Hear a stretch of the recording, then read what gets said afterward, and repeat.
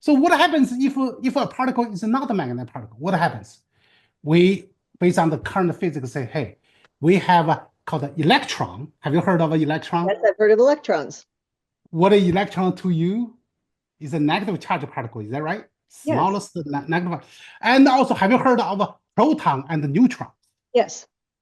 They are not a magnetic particle. You agree, They're right? not. Yeah, They are they're not not. a magnetic particle. No. They said that there's a negative charge and positive charge.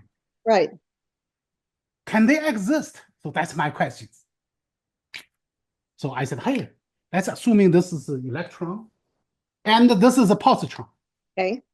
Can these things exist? So I try to prove they cannot exist. You follow me? Wow. Wow. Okay. You follow me? When follow. you know these are cannot exist, you know entire electromagnetic theory. It blows it up. Blows up. Entire physics talking about what is chemical reaction. Electron bonded with that one. So you already know the significance. Assuming this is a negative charge. So what happens if I split as two halves? Any particles are made by smaller components. Can we see that one? Everything has a smaller component, right? And we know electron has a mass, right? Just half of the mass. So what kind of charge? Imagine that, let's say, what kind of charge the half of the electron would carry? We know electron carry a negative charge particle. Yes. Negative charge. So if you say, hey, half of them should have a negative charge particle on half of them. Does that make sense to you?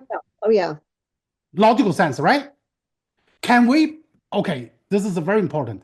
If we hypothetically divide the electron into smaller pieces, so the smaller piece half would be carry negative charge particles based on everything we learn, right? Logically learn.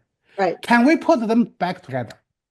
If we have two of the negative charge particles, can we put them back together?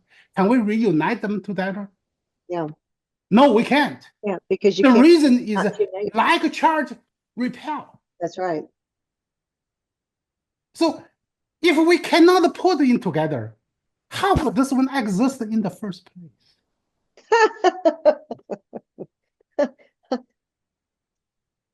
Make sense to you? Are you still following me? Yeah, I'm still following you. I hope your audience will follow me. I'm sure they are. The conclusion is that the so-called negative charge particle cannot exist. So the current definition of electron, positron, or we say, hey, a proton cannot exist. No, it can't.